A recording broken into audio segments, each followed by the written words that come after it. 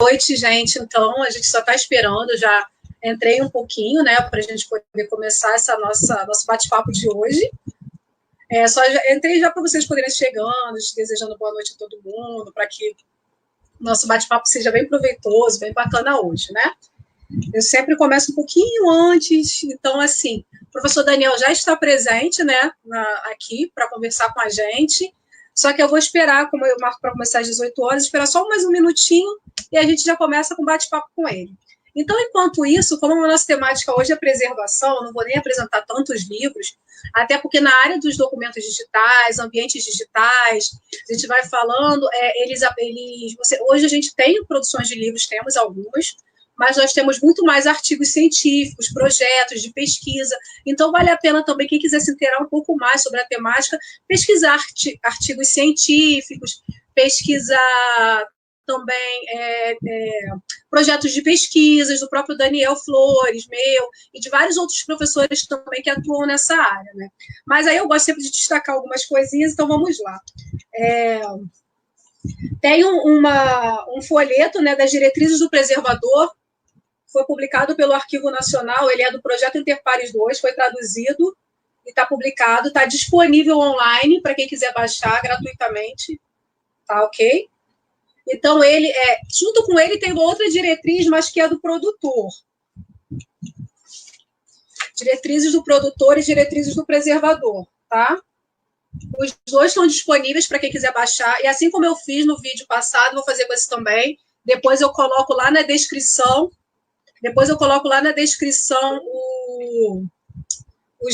as referências para vocês, né? Em relação à preservação, não necessariamente digital, mas que tem uma boa base teórica de preservação conceitual, o livro do Sérgio Albite, né? Sérgio Conde de Albite, A Preservação da Informação Arquivística Governamental. Ele tem uma parte conceitual muito interessante relacionada à preservação.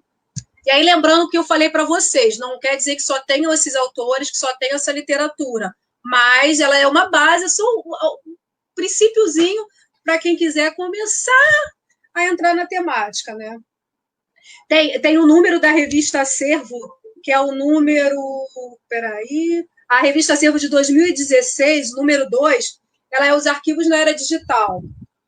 Também tem artigos aqui muito interessantes a serem trabalhados. Ok?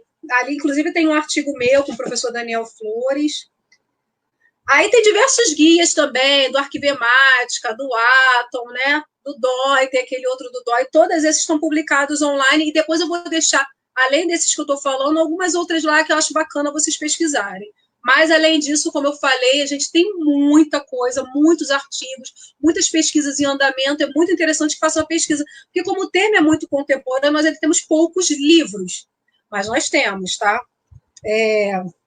Eu acho bacana falar desse daqui, que nós de arquivos quase não falamos das linguagens documentárias, mas quando a gente trabalha em ambiente digital, elas são mais do que necessárias, são importantíssimas para nós localizarmos documento, para poder ter né, uma localização do documento, um tratamento adequado do documento no ambiente digital. Então, esse livro aqui também é muito interessante, ó, Linguagem Documentária e Vocabulários Semânticos para a Web.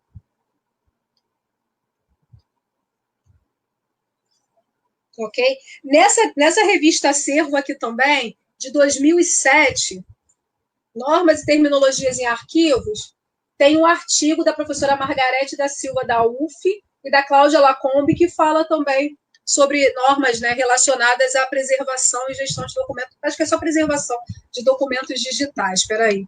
O nome do artigo é Padrões para Gestão e Preservação e Acesso aos Documentos Digitais. Então, também é muito interessante. Temos várias outras coisas, mas eu não queria ficar,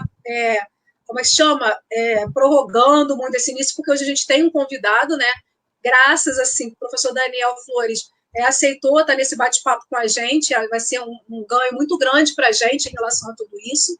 Então, mais uma vez, dando boa noite a todo mundo que está entrando agora, e eu vou convidar o professor Daniel Flores para vir participar desse bate-papo com a gente, ok, gente? Então, sinta-se à vontade, se quiserem mandar algumas perguntas, nós vamos tentar responder à medida do possível, porque às vezes passa muito rápido, tem muita informação. E só para lembrar, dos vídeos anteriores, eu anotei, nós temos várias contribuições maravilhosas. O propostas de temas, debates interessantes, do Carlos Aman, da Rita Sampaio. Então, assim, estou deixando ali tudo direitinho, está tudo anotado, tem várias contribuições, várias outras pessoas, tá? E para lembrar, estou deixando um beijo aqui especial para o Sebastião Santos, que ele sempre pede, e eu acabo esquecendo. Então, Sebastião, beijo para você e obrigada por sua participação aqui também. Então, vou chamar o professor Daniel Flores agora a participar daqui do bate-papo com a gente, ok? Bem-vindo, professor Daniel Flores. Obrigado, boa noite para todo mundo. Estou feliz da vida pelo convite que a Brenda me fez para conversar com você sobre preservação digital. Obrigado, Brenda. Oh. Então, gente, o Daniel dispensa até apresentações, né? Como aqui não é aquele estilo, seminário, aquela formalidade toda, acho que quase todo mundo que está aqui já conhece o professor Daniel Flores, mas se ele quiser fazer uma pequena apresentação sobre ele, Daniel, sinta-se à vontade para falar o que você quiser sobre você também, sua trajetória, para depois a gente entrar no tema, ok? Eu quero me apresentar. Eu sou amigo da Brenda. Pronto. Pronto, sou colega da Brenda. Não, tem que falar, né? Sou colega da Brenda, adorei o convite, estou aqui. Que bom. Colega não, amigo. Isso. Eu estou aqui de cabeça baixa para tentar acompanhar também o que vocês estão mandando e falando ao mesmo tempo. Mas para quem não sabe, o professor Daniel, ele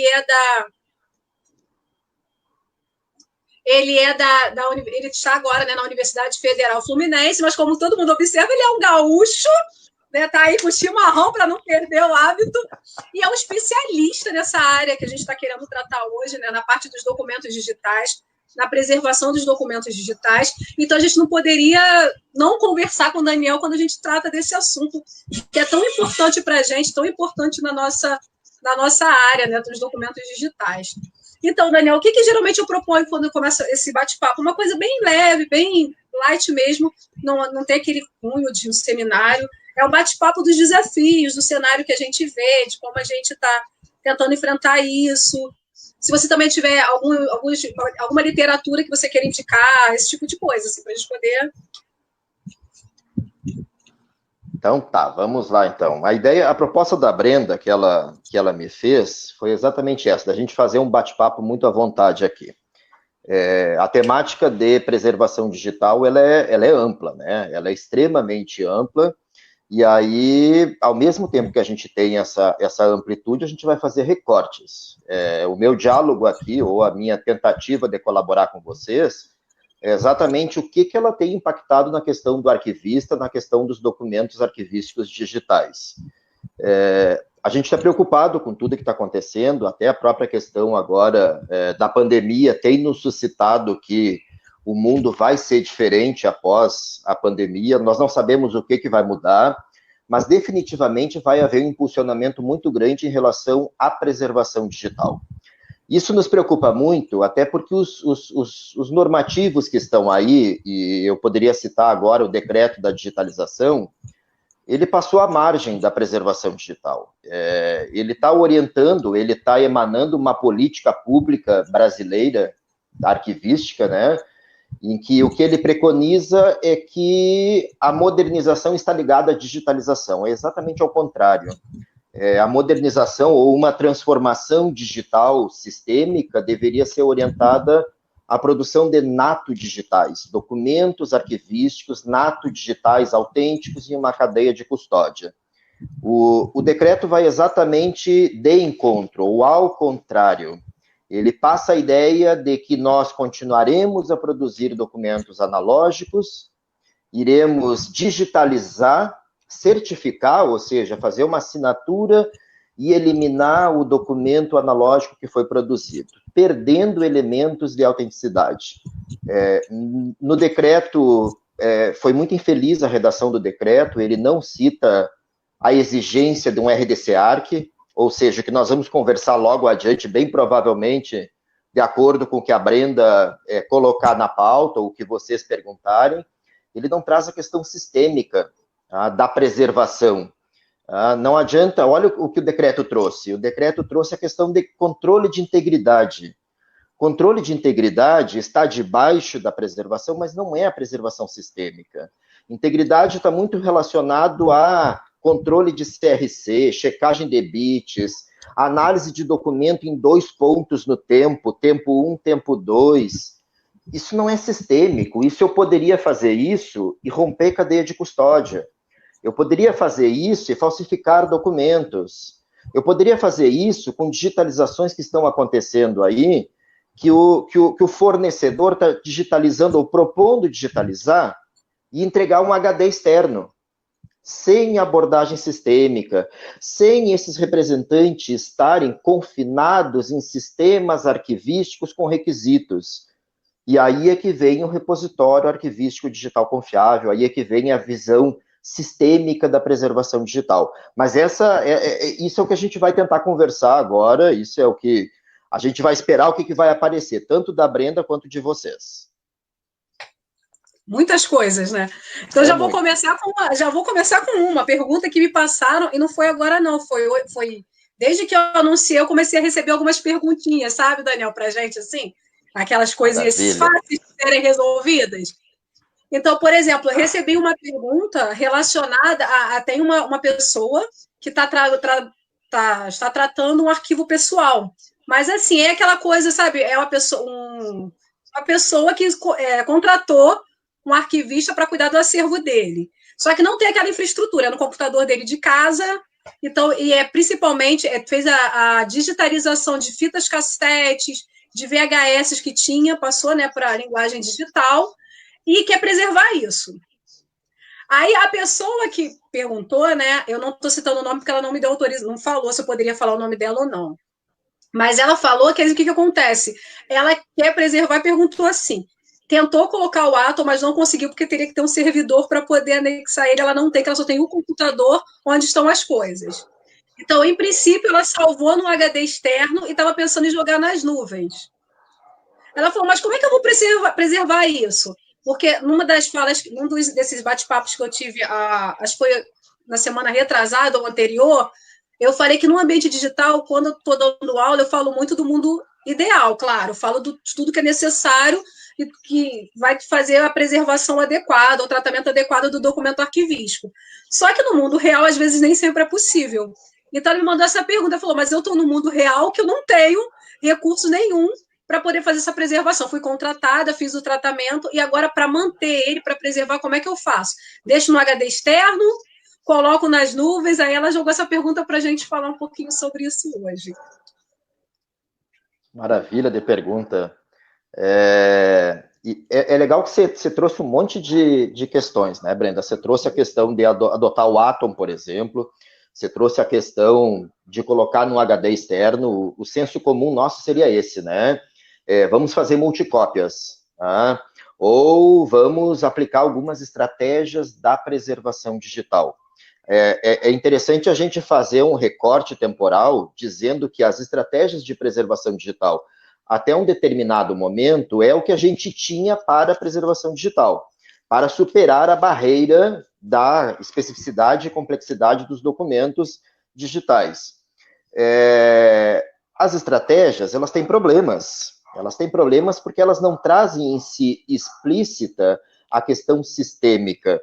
Quer dizer, eu poderia fazer isso que eu tenho como senso comum. Eu digitalizo e represento e armazeno numa mídia.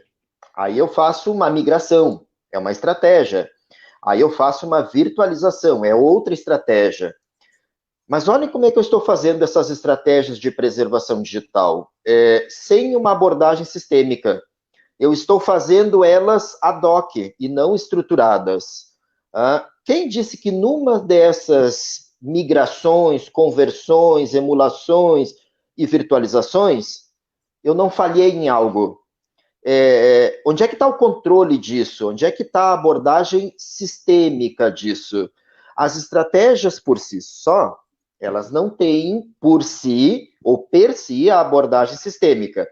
O que seria a abordagem sistêmica? Esses documentos, esses objetos digitais e seus metadados deveriam estar em um ambiente arquivístico com requisitos para a preservação digital.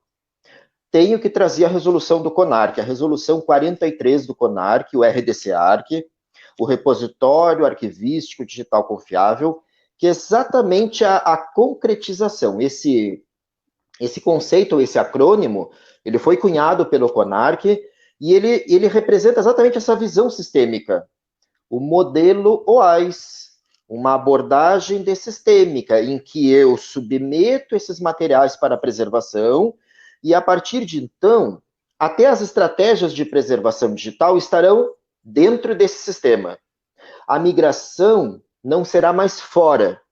Não é o Daniel que vai converter de JPEG para PNG, não é o Daniel que vai mexer nos metadados de um padrão tal para outro. Não, tem que ser no sistema, documentado, com requisito, com cadeia de custódia. Mas aí é legal que a Brenda trouxe também a questão do Atom, do ICATOM. A gente vai entrar agora em ferramentas já. Vamos já falar de ferramentas, já que veio à tona. O Atom não tem por escopo fazer preservação digital. Ele não é um sistema, uma ferramenta capaz de preservar. Naquele modelo OAIS, o Atom, ou o ICA-Atom, ou qualquer outra plataforma de acesso, ela está lá na última entidade externa do modelo OAIS.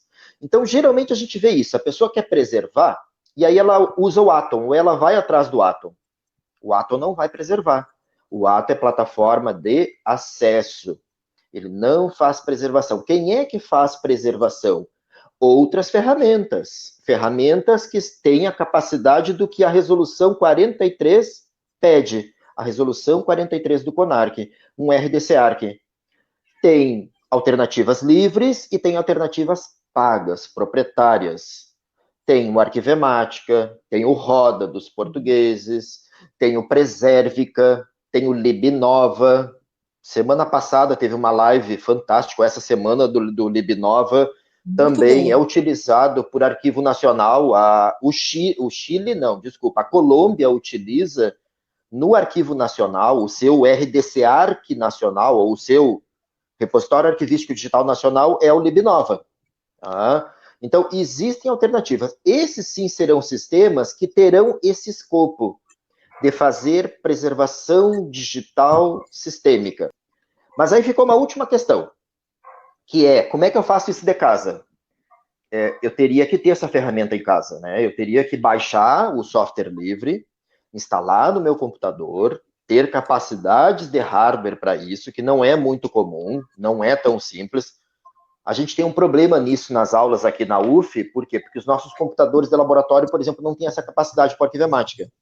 A gente tem para o Atom, mas não tem para o Arquivemática ainda.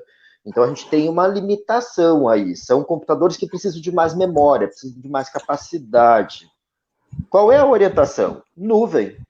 Ou seja, oferecimento de plataformas online que a gente encontra fora do país, mas que no Brasil ainda não tem. A própria Artefactual vende o Arquivemática com quotas. Tá? Um fotógrafo poderia contratar um serviço de nuvem do RDC-ARC. Mas aqui no Brasil esse mercado ainda não está comoditizado. Eu espero que as instituições ofereçam, eu espero que os arquivistas, empreendedores ofereçam isso também, que os profissionais de TI ofereçam, e eu esperava que o decreto da digitalização suscitasse isso, que uma digitalização teria que ter RDC-ARC.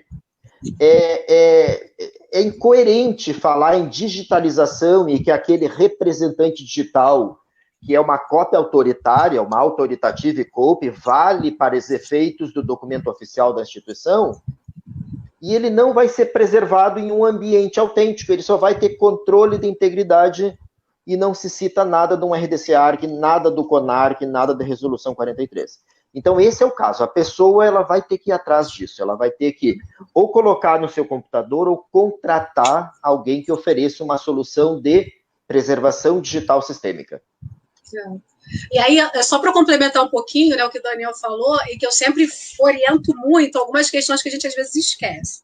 Toda vez que eu estou pensando, né, a gente é arquivista, a gente tem muita preocupação com as ferramentas em si, mas a gente esquece das metodologias e dos conceitos que a gente tem que também tratar quando a gente está falando em preservação. Então, assim, não adianta eu pensar em toda a estrutura, conseguir o meu RDC-ARC e não pensar em desenvolver o meu programa de preservação, onde eu vou monitorar para saber se mantém íntegro, para ver se teve alguma atualização que eu tenha que fazer. Então, tem que também ter um programa que vá fazer todo esse gerenciamento, né, da minha preservação digital. A gente, às vezes, esquece. Eu pego também meu acervo, jogo lá e acabou. Não tem um monitoramento. Eu tenho que prever isso, né? Eu tenho que pensar nisso. E aí, ainda na questão das nuvens, até quando eu respondi primeiro um pouquinho para ela algumas coisas, mas deixei para trazer mais debate para cá, ainda falei isso, a questão é que, às vezes, o usuário comum, ele entende a nuvem como o Google Drive apenas. Entende? Então, assim, não é. E se eu pensar no Google Drive enquanto usuário comum, eu estou primeiro à mercê dos termos que ele me impõe quando eu assino ali, quando eu crio a minha conta no Google. Aí, gente, não é uma crítica à ferramenta do Google Drive, não é isso que eu estou falando. Mas é para pensar se ele atende às minhas necessidades. Se eu assino aquele termo lá, quando eu crio a minha conta no Google Drive, e nós, usuários comuns, aí eu não estou falando nem uma conta empresarial, uma conta de usuário comum, que é o que ela deve ter. Utilizo, eu estou subordinada às regras do Google, aquelas regras que ele colocou ali no termo. Então, assim, ele pode descontinuar o trabalho. Eu não sei, eu não analisei ainda esse termo do Google Drive em si, mas eu não sei se ele pode utilizar imagens como o Instagram pode utilizar a minha imagem para as questões comerciais. Então, tudo isso tem que ser pensado também. Porque, às vezes, o usuário comum entende a nuvem, é o Google Drive, o Dropbox. Não é assim, entendeu? A gente tem nuvens privadas, serviços oferecidos, que foi isso que o Daniel falou, que a gente não tem aqui no Brasil, mas que você tem serviços que já atendem as necessidades arquivísticas, mas que eu tenho que saber exatamente o que ele vai me permitir fazer, né? Se ele vai atender as minhas necessidades, arquivisticamente falando também, né? Porque no mundo da tecnologia tudo é possível, mas... Brenda, isso é ótimo. E se eu puder dar um toque também, é muito importante que nuvem, não existe uma condenação à nuvem, existe a condenação à nuvem quando a gente tem a ideia de colocar simplesmente numa pasta na nuvem. O documento arquivístico digital, ele tem que estar confinado em sistemas arquivísticos com requisitos. Não pode ser uma pasta. Senão não adianta, é que nem eu ter um HD externo ou ter uma pasta compartilhada na rede e que eu vou largar documentos arquivísticos lá achando que ele vai se manter autêntico ao longo do tempo. Não. Sistemas arquivísticos com requisitos. Confinado. Isso é requisito da cadeia de custódia digital arquivística. Ele não pode sair daquele confinamento. Ele tem que estar lá. Se houver a menor margem de eu retirar daquele confinamento, fazer uma alteração, uma adulteração e devolver, isso é ruptura da cadeia de custódia digital arquivística. Exatamente. Mesmo que ele continue, mesmo que eu faça um outro CRC, uma outra checagem de integridade, dois pontos no tempo, esse documento eu posso até dizer que ele está íntegro, mas ele não é mais autêntico, porque ele rompeu a sua cadeia de custódia. Então, os documentos digitais têm que estar em sistemas. Pode ser nuvem, pode ser local, não tem problema nenhum, mas tem que ser sistemas arquivísticos com requisitos. Se nós estivermos falando de fase de gestão de documentos, corrente intermediário, o Brasil regrou muito claramente como é o nome desse sistema, o conceito, SIGAD. Se tiver na fase permanente, o CONARC também já definiu, já criou um conceito, RDC-ARC, Resolução 43 do CONARC. E sabendo que o SIGAD também pode adotar um RDC-ARC para corrente intermediário, quando eu tiver documentos de longa temporalidade, sensíveis ou documentos complexos, também é uma alternativa. Então, a nuvem precisa desse entendimento, né? Não adianta Google Drive, não adianta Amazon, não adianta Azure, não adianta a melhor de todas as nuvens, se lá na nuvem não tiver um sistema arquivístico com requisitos. Não adianta nada, né? Exatamente, a gente às vezes esquece isso, que assim, a tecnologia ela está aí para ser usada, mas quando a gente pensa num trabalho arquivístico, eu não posso pensar na tecnologia como um usuário comum. Eu estou sendo gestor dos documentos arquivísticos. Então, eu tenho que seguir as regras, procedimentos, metodologia para que ele se mantenha autêntico e acessível pelo tempo que se fizer necessário. Senão, eu posso ter uma porção de documentos ali armazenados, mas eu estou colocando em xeque várias qualidades e características desse documento. Né? Eu não estou fazendo um trabalho arquivístico, se eu mantenho ele de qualquer forma. Então, a gente tem que pensar nisso. A tecnologia é um mundo. E a gente, às vezes, por nós utilizarmos ele também no nosso dia a dia, para as questões de entretenimentos ou para questões profissionais fora o arquivo, quando a gente vai atuar enquanto arquivistas e profissionais de arquivo, a gente acaba esquecendo que tem regras que têm que ser seguidas também por essa tecnologia. Entende? Então, eu acho isso muito importante. E aí, Daniel, gente, desculpa se às vezes eu abaixo a cabeça aqui, mas é porque estão chegando perguntas, aí eu abaixo para poder ler. O Carlos Eduardo Aman, né? Ele colocou uma pergunta que eu acho que vai um pouquinho ao encontro do que a gente já está falando. Então, ele colocou assim, como vocês entendem a transferência física de documentos, HD externo, por exemplo, tendo a cadeia de custódia garantida pela transferência online de hashes do documento, transferido no padrão... Peraí, não estou conseguindo enxergar, estou sem óculos... Begit, claro. Aí colocou assim, ponto de interrogação. Será que é possível manter a cadeia de custódia usando artifícios tecnológicos? Extrapolando o tema, poderíamos até usar a técnica proposta para gravar IPs offline e os hashes online. Ele colocou essa questão para a gente. É complexa. Foi o Amand, né? Foi o Carlos. Legal, ótima. Então, olhem só, a cadeia de custódia, ela precisa ser controlada, porque a gente está falando de transmissão. Tá? Essa transmissão, eu tenho que documentar que fique muito claro que não houve nenhuma interrupção daquela linha contínua, que não houve a menor possibilidade de interromper. Inclusive, na própria computação, antes das RESTs, das chamadas RESTs, ou seja, de uma chamada de conexão de sistemas, isso era muito complexo para a gente fazer computacionalmente. Hoje, nós conseguimos fazer computacionalmente de forma muito elegante. Eu consigo ter um sistema A e eu consigo ter um sistema B. Esse sistema A pode ser um SIGAD e o sistema B pode ser o RDC-ARC. Então, quer dizer que eu consigo, do meu sistema de gestão de documentos, o meu SIGAD, transferir, ou seja, recolher, porque eu posso estar falando de permanente, ou transferir falando de documentos intermediários, um RDC-ARC decorrente intermediário, sem interrupção da cadeia de custódia. Mas, para isso, olhem, eu não posso salvar isso num HD offline, sair com esse HD, chegar até o outro destino e fazer a ingestão ou a admissão naquele outro ambiente. Porque eu não vou ter controle de tudo aquilo que está lá naquele manancial que saiu daquela abordagem sistêmica. Por isso, a preservação digital sistêmica. É bom olhar isso como um guarda-chuva. Tá? Vamos olhar como um guarda-chuva, e esse guarda-chuva ele tem que estar sempre observando. Os documentos têm que estar confinados ali dentro. Observados por requisitos arquivísticos homologados. Na fase de gestão, SIGAD tem requisitos, que no Brasil estão lá no EARC Brasil, ou no MOREC JUS. E na fase de preservação, estão lá na resolução 43 do CONARC, o RDC-ARC.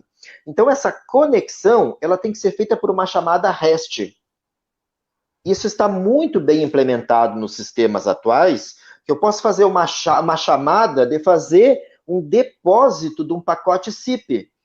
Ou seja, um pacote com documentos arquivísticos que tem um termo de recolhimento. Assim como nós fazíamos antes com um termo de recolhimento e uma caixa arquivo, ou um lote de documentos arquivísticos para a entidade custodiadora assumir a custódia, hoje eu faço isso digitalmente, fazendo uma chamada REST. Mas isso tem que ser feito nessa linha digital. A TI vai implementar outras ferramentas, outras metodologias, se ela quiser fazer isso por uma VPN, se ela acha que não precisa, mas a questão é, a cadeia de custódia digital arquivística tem que ser preservada, não pode haver interrupção, não pode sair desse sistema, não posso exportar isso para um HD externo colocar debaixo do braço e ir lá no outro prédio da esquina, onde está a entidade custodiadora, e fazer o upload por lá. Porque eu perdi o controle, eu perdi a égide controlatória, que é o guarda-chuva de novo, né? A preservação digital sistêmica. Então, isso é muito importante. Nota que quando eu falei desses sistemas A e B, que poderia ser SIGAD e RDC-ARC, eu também posso fazer isso com aquela orientação técnica 03 do CONARC. Os cenários de uso da RDC-ARC. Desculpa que eu quase estava me esquecendo o nome da orientação aqui. Ela é ótima, ela tem 3 cenários. Acessem essa orientação técnica 03. Ela tem 3 cenários. O cenário 1 dela é só o SIGAD e o RDC-ARC. O cenário 2 da orientação técnica 03 do CONARC, ela tem 3 sistemas. Ela tem um sistema de negócio, ela tem o SIGAD e ela tem o RDC-ARC. Então, olhem como eu vou ter que ter mais cuidado ainda da cadeia de custódia, porque eu estou falando de 3 sistemas conversando. Poderia ser, colocando em situação real, o SEI, o Sistema Eletrônico de Informações, que é um sistema de negócio no Brasil hoje, não é um SIGAD, não tem requisitos maduros para ser considerado SIGAD, não passa numa batida de requisitos, então ele não está capaz de fazer gestão de documentos, ele é um sistema de negócio. Então eu teria um SIGAD que conversaria com ele e eu teria esse cenário 2. Tudo isso via REST, via chamadas. E ainda tem lá naquela orientação técnica 03 do CONARC o cenário 3. O cenário 3, olhem só, o SIGAD é como se ele se transformasse no sistema de negócio.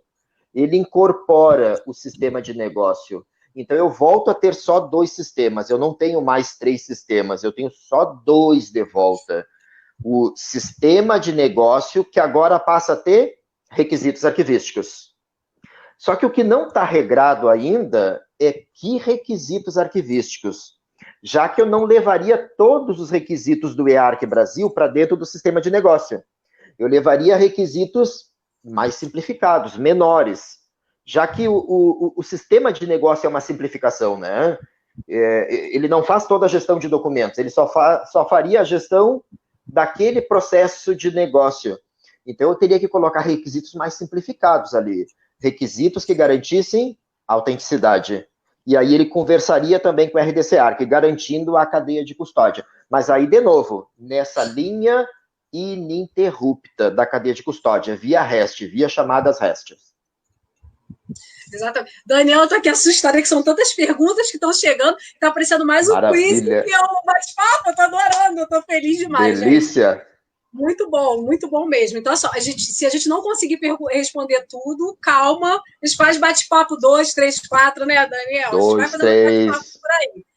Mas, então, eu acho que é muito importante todo esse cenário que o Daniel está apresentando para a gente, porque a gente, às vezes, não tem noção, e você vê que são dúvidas comuns a várias pessoas que estão entrando aqui de diversos estados. A gente tem gente aqui de diversas partes do país e que tem as mesmas dúvidas. Então, assim, e se a gente parar, estão vindo perguntas que são muito semelhantes. Então, assim, algumas eu não vou fazer porque você já está respondendo de certa forma. Tudo que tem que ter essa visão sistêmica, a gente tem que pensar que está tudo num grande guarda-chuva. Se eu quebro isso, eu não tenho como garantir a autenticidade, gente. Você fala, isso é muito complicado. Se eu quebro ali, como é que eu vou garantir que não teve intervenções, que não foram alterados, não foram corrompidos?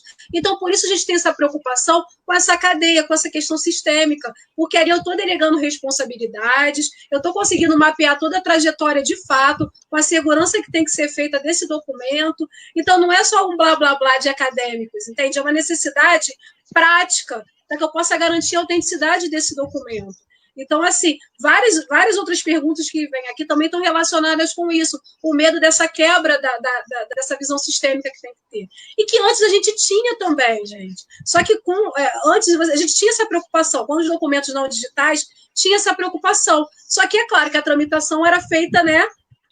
Era passada, mas com pessoas seguras, com toda a segurança que tinha que ter esse processo de transferência de documento ou de recolhimento de documento. A questão é que no ambiente digital, a maior fragilidade que ocorre é justamente no momento de transmissões, Por isso que a gente tem que ter isso muito seguro. É aí que eu sempre dou os exemplos para os meus alunos em sala de aula, Daniel, mais ou menos a mais gente que mora aqui no Rio de Janeiro, é como se fosse assim.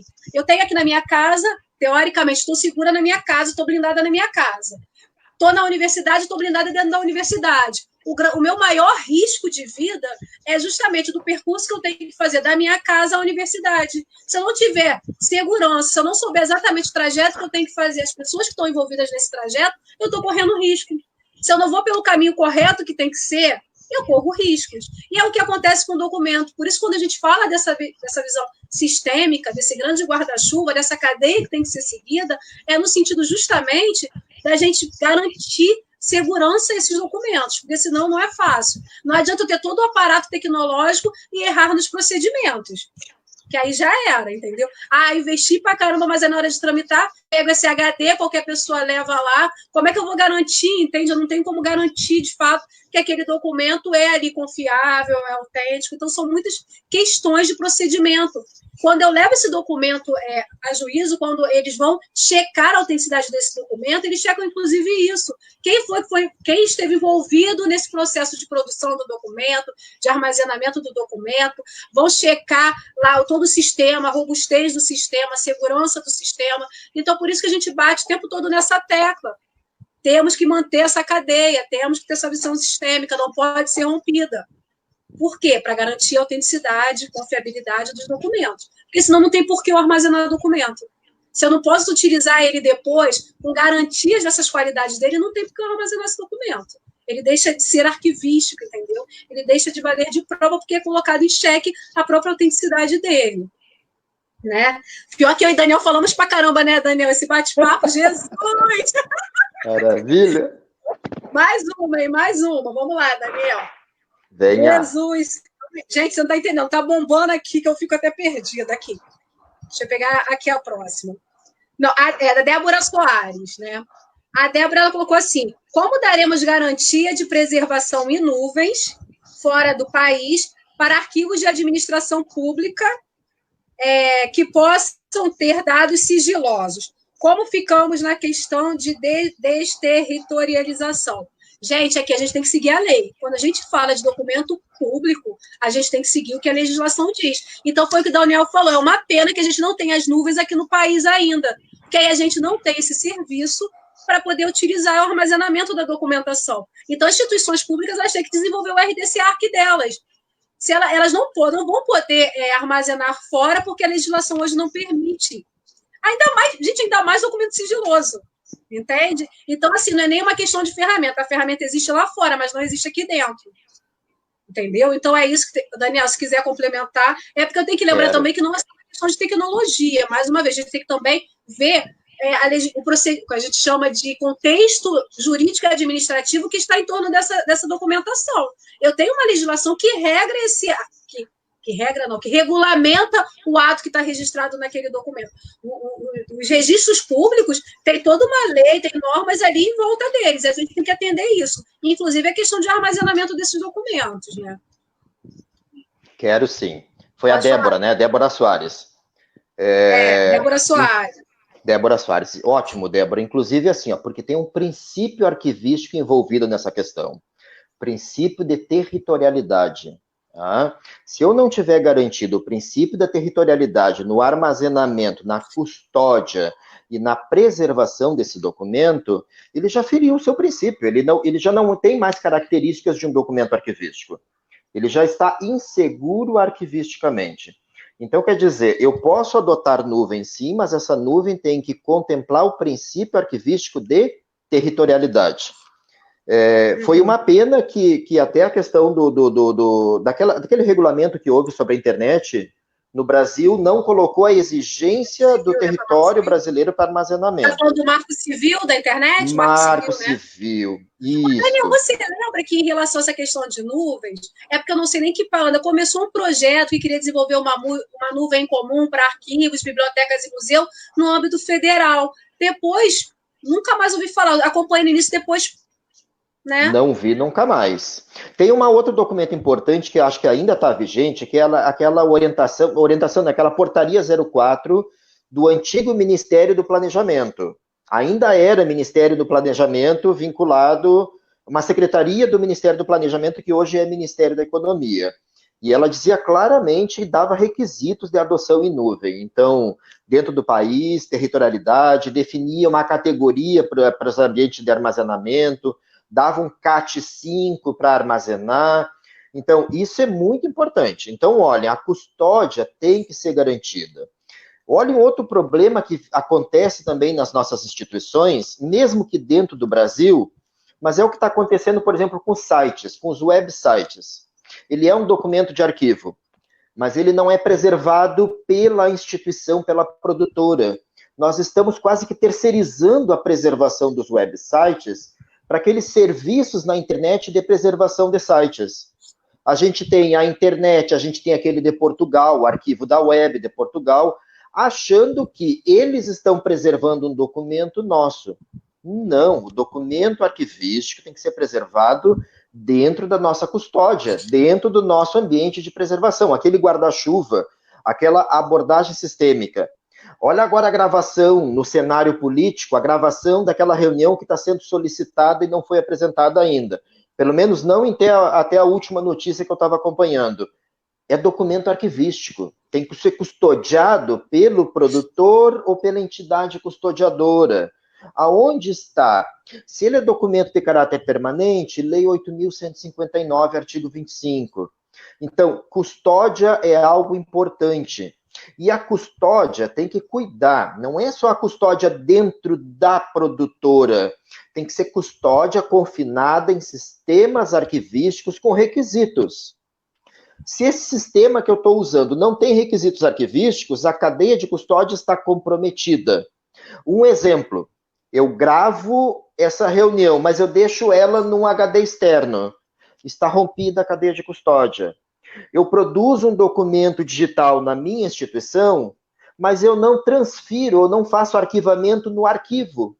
E eu tenho um setor de arquivo na instituição. Quem é o responsável institucional pela custódia? O arquivo. Se o documento está lá no CPD, lá no setor de informática, e não está sendo dada a inferência de política, de gestão, de controle para o arquivo, a cadeia de custódia está rompida. Existe um problema aí que não existe garantia de autenticidade. Então, a cadeia de custódia digital arquivística é importantíssima. É fundamental para garantir a autenticidade dos documentos digitais. Gente, Daniel, estou assustada com a quantidade de perguntas, mas vamos lá. Eu vou tentar juntar 2 ou 3 perguntas também, porque tem muitas aqui relacionadas ao decreto de digitalização. Mas antes disso, tem algumas que eu acho até interessantes, todas são muito interessantes, gente. É uma loucura isso aqui. Tá bombando, tá bombando. Então, tem uma aqui, ó, essa da Kátia Celistre. Desculpa, gente, se eu errar alguns nomes aqui, é porque tem sobrenomes mais complexos, né? Então, ela colocou assim, ó, nessa mesma linha, como os documentos notariais garantem ou garantirão a preservação e autenticidade? Kátia, a preservação, tudo que a gente está falando aqui relacionados à preservação e autenticidade, ela cabe para todos os documentos arquivísticos, independente se são notariais, se são chamados arquivos médicos, são chamados os judiciários. O que a gente está apresentando aqui são os procedimentos, normas, regras arquivísticas, e que cabe para todo e qualquer documento arquivístico. Entende? É claro que em algumas especificidades, conforme o ato, a missão do que envolve esse documento, vai ter algumas especificidades a mais em alguns sistemas, outros a menos. Mas o que a gente está apresentando aqui é o núcleo básico do que tem que ter quando a gente fala em preservação e autenticidade dos documentos arquivísticos. Então, eles também têm que seguir o que a gente está falando, de da cadeia, da visão sistêmica, da questão da custódia, tudo isso, os documentos notariais também têm que seguir. Então, o grande problema é isso, as pessoas estão pensando nas questões notariais desvinculadas do restante do fazer arquivístico. Isso não pode acontecer, entende? É muito complicado, porque às vezes eu sei que é difícil lidar com os profissionais, às vezes a questão da interdisciplinaridade é muito difícil, quando a gente vai atuar com os arquivos dentro de outras áreas, o pessoal fala, não, mas o meu não é documento de arquivo, o meu é diferente. É claro que você também tem uma lei em torno de toda a documentação notarial, a gente tem também. A gente tem decreto que regulamenta alguns fazeres, né, notariais. Mas a questão arquivística, para a questão de autenticidade e preservação, segue tudo que o Daniel veio falando até agora, tudo que a gente está comentando até agora. Tem que seguir também a cadeia. Também tem que seguir. Porque senão eu estou colocando em xeque, que a gente já falou aqui, né? A gente vem falando. Daniel, se quiser. Quero sim. Kátia Celistra, obrigado pela pergunta, Kátia. Como a Brenda disse, todos os setores, o que a gente, na verdade, precisa considerar não é nem que seja exatamente documentos notariais, mas é importante que você trouxe, porque o notário ele tem fé pública. Então, em tese, a gente imagina o seguinte, o notário tem fé pública, o que ele produz, o que ele diz, é autêntico per si. Não, a gente precisa dizer que esses documentos digitais são complexos e específicos. Eles são fáceis de serem adulterados. Eles têm problema de fragilidade de suporte, eles têm problema de garantia da confiabilidade e da autenticidade ao longo do tempo. Eu tenho que separar aqui confiabilidade e autenticidade. A confiabilidade, notem que está ligada ao momento da produção, tá? aos procedimentos, aos requisitos no momento da produção. Já a autenticidade está ligada à custódia, à identidade, à integridade, tá? Mas, olhem, se eu não cuidar da confiabilidade e não tiver uma abordagem sistêmica, até a confiabilidade vai estar afetada em curto, médio ou longo prazo. Então, a confiabilidade, por mais que eu tenha cuidado no momento da produção, eu vou ter que cuidar a preservação dele a longo prazo, uma preservação sistêmica. E aí eu trago outra questão importante, a assinatura digital, o certificado digital. Ele é importante, ele garante a integridade de uma checagem, de um algoritmo naquele momento. Mas, olhem, muito claro, uma assinatura digital, um certificado digital não garante um documento autêntico, porque a autenticidade arquivística é maior. A assinatura ou certificado digital, ela garante aquele documento isolado, sozinho. Lembre do estudo da diplomática de antes, que era o documento isolado. A diplomática contemporânea ou a diplomática digital, ela passa a estudar o documento no seu contexto orgânico. Tá? Então, assinar um documento digitalmente não garante autenticidade, porque eu estou falando dele isolado. Eu não posso assinar um documento e achar que eu vou garanti-lo autêntico ao longo do tempo, simplesmente porque ele foi assinado. Não, porque ele tem que estar dentro do seu contexto produtivo, ele tem que estar confinado dentro de um ambiente de preservação, dentro daquele guarda-chuva que nós estávamos falando. Mas aí, olhem como suscita um monte de questões. Como é que os cartórios notariais vão dar conta dessas estruturas tecnológicas? A própria arquivologia e a TI vão ter que construir infraestruturas para isso. O arquivista precisa ser mais empreendedor. O profissional de TI precisa ser mais empreendedor no Brasil. Oferecer soluções de RDC-ARC para os cartórios. Oferecer soluções de RDC-ARC para hospitais. Oferecer soluções de RDC-ARC para as mais diversas instituições, pública ou privada, que queiram fazer preservação digital sistêmica que garanta a cadeia de custódia. Brendinha. Daniel, que são muitas perguntas aqui. Chegou até pergunta em espanhol, Daniel. Maravilha. Eu estou tentando selecionar, estou tentando juntar um bloquinho. Ai, meu Deus do céu. Aqui, sério, eu estou tentando juntar alguns bloquinhos, Daniel. Gente, peraí. Tá bombando. Gosto disso, né, Daniel? Gosto disso. Adoro isso. Nosso relacionamento fica mais afinado. Calma aí. Débora fez outra pergunta, mas espera um pouquinho, Débora. Daqui a pouco eu leio a sua. Vou ler de uma outra pessoa, que a gente já respondeu uma da Débora. Da Joelma. Joelma foi me orientando. Joelma, beijo. Ó, cuidado com a pergunta, hein? Joelma Mendonça, ela foi me orientando, Daniel. Muito boa. Gente muito bacana, das nossas. Então, olha só, ela colocou aqui. Outro problema é a questão da preservação do documento digitalizado e in ato digital. Pergunto isso, pois já ouvi relatos de fotografias digitais que perderam pixels guardadas em nuvens e ficaram iguais às fotografias colocou físicas, eu vou te matar, mas tudo bem. As fotografias físicas. O que vocês estão pensando ou agindo quanto a isso? Que ela perguntou. Ó, Joelma, né? É. Olha só, a gente fala, e até na própria área a gente imagina às vezes que preservação digital somente para o documento nato digital. Não. Preservação digital para qualquer documento nato ou representante digital. Então, se eu estou falando que também serve para o representante digital, quer dizer que aquele decreto que saiu agora há pouco, ele tinha que ter falado isso, mas não falou. Tá? Não, infelizmente não falou. A gente vai ter uma live daqui a 15 dias exatamente sobre esse decreto. Análise da questão da cadeia de custódia digital arquivística, da preservação digital sistêmica, das digitalizações, do representante digital. Então, olhe quais os problemas. Olhe que problemas podem acontecer nessa digitalização que não tem uma visão sistêmica. Eu digitalizo, eu faço a autenticação dele, e aí aquele documento, ele passa a valer para todos os fins legais, é o que está lá no decreto. Isso quer dizer que, arquivisticamente, ele é a cópia autoritária, a autoritative copy, ele passa a ser o documento oficial. E eu perco aquele documento analógico em que ele foi produzido. Então, os elementos intrínsecos e extrínsecos de autenticidade foram perdidos. Eu passo a ter única e exclusivamente uma representação e uma autenticação. Isso quer dizer que eu vou ter que ter todo o cuidado com esse representante digital. E eu vou ter que fazer cadeia de custódia para esse representante digital também. Isso quer dizer que eu vou ter que trazer ele para o guarda-chuva que nós estávamos falando antes. O que é o guarda-chuva? O RDC-ARC. Como o decreto não falou em SIGAD, no mínimo eu deveria ter um RDC-ARC, um RDC-ARC decorrente intermediário. Porque o decreto também deixa claro, né?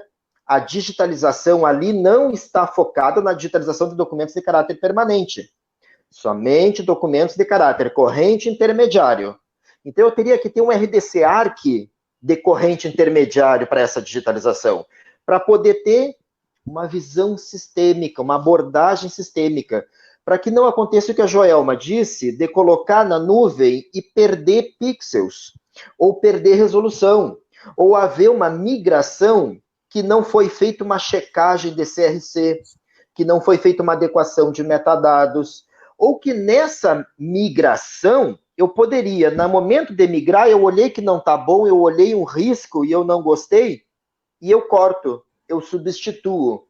Mas não tem nada controlatório, não tem a égide da visão sistêmica do guarda-chuva.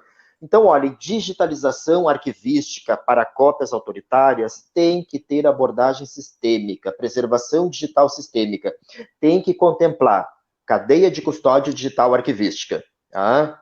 O que está lá no decreto é extremamente frágil, sensível, falar só em garantir integridade. Tá? A gente vai discutir muito nessa live do decreto. Não garante autenticidade. A autenticidade é muito mais amplo, muito mais complexo. Isso leva a sociedade brasileira a uma insegurança jurídica muito séria.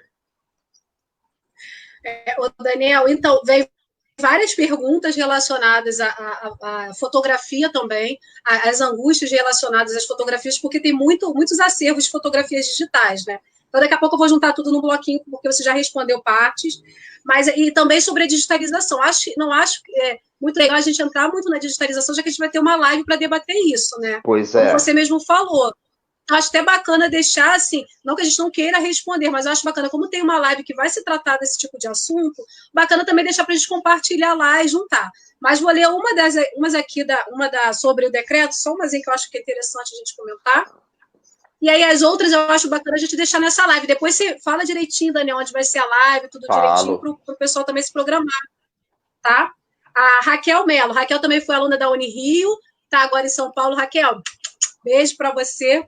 Olha que fofinha, até como ela começou a mensagem. Boa noite, lindezas. Me senti, Daniel. Tô boa dentro. Noite, lindezas. Tô junto. Ué, ó.